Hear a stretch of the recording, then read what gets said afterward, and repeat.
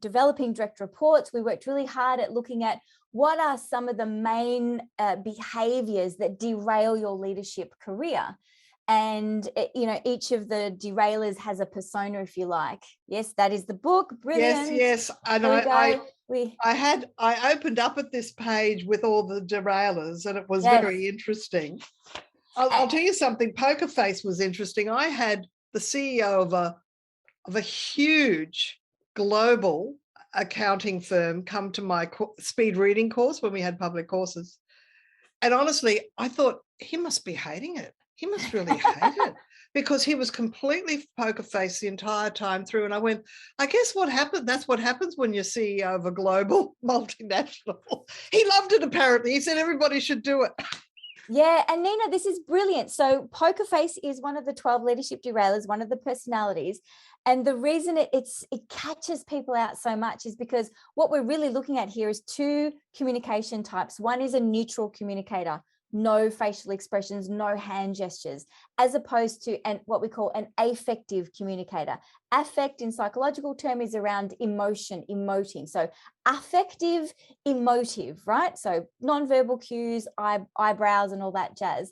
And so when you've got someone who does not display the nonverbal cues to give you a sense of where you're at in the flow of conversation, what happens is people start judging how the conversation is going in a negative way. Absolutely. I decided he hated it.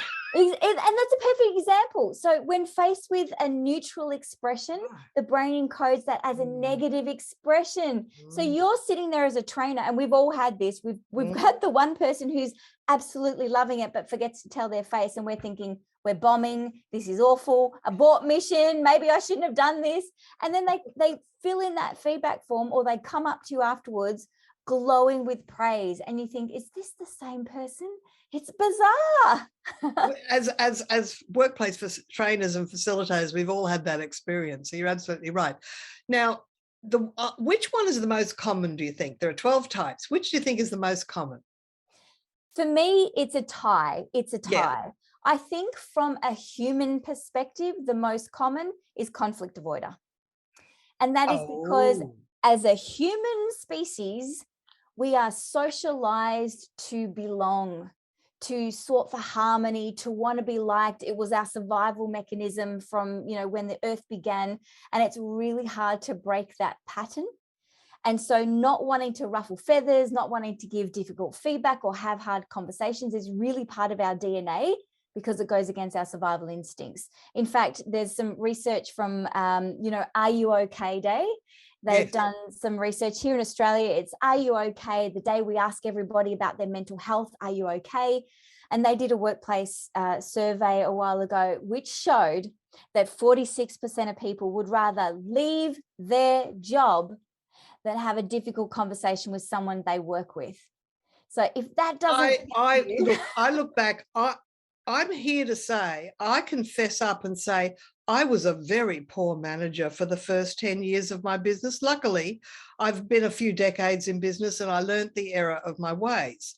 So now I'm here to say that when I had a demotivated person we changed her job anyway, I went, you know what, the job we hired her for, why don't I just get rid of her job altogether? This was a perfectly capable human that all I had to do was really sit down and have a conversation. But instead, I really was annoyed the fact that she was interrupting the person next to her with chatting and then slipping back into a chair when I walked out from my office. And I went, that's not acceptable in my head. Yes. I just cannot believe myself. I'm so glad. I think I can say I'm a different person now. And whoever I did that to, I apologize. But this is the thing, I think it's one of the most dog-marked, pieces of the book. When I see my clients read and they take pictures, they always talk about this conflict averse one. And, part of what I say to clients is, imagine if this was just a regular conversation, because part of the issue with a difficult conversation is we blow it up in our heads. We think it's more important than it is. But when you just approach it like a regular conversation, the darndest thing happens, Nina. They just respond like a regular conversation. You think, what was all the fuss about? Why did I sit on that for a week and they didn't even notice? That's Crazy. right.